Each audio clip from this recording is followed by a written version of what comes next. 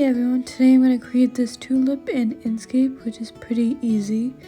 I already created a tulip, so I'm really confident that I can show you how to make it here.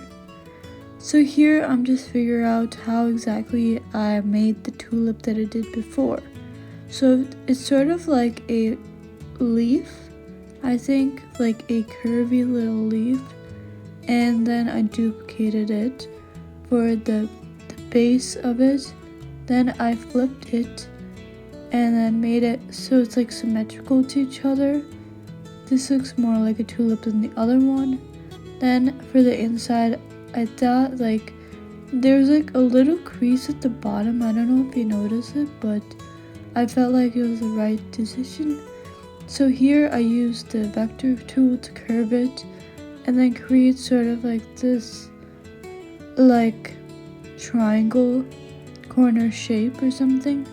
Then I put it beneath it, but first I had to replace the color that I liked and that fit the color palette more, so I changed that. Then I put it below and I decided with this pinkish purplish color. It's sort of like a neon color, so then I put it all the way below here, as you can see. So then I moved it made it a little more bigger so it looks more fuller. Then the next part was adding the leaves, which was probably my favorite part. So for this I just focused on straight edges here, just created this tiny rectangle. And then once I was done, I found a perfect green, which is similar to the one that I did at first. I'm trying to match it with the green that I did with the first tulip. So yeah. So this is sort of like a lightish neon color. And I used it because it's already in the color palette, so you don't have to go anywhere. So then here, just put it all the way to the back so you can't see the little things there.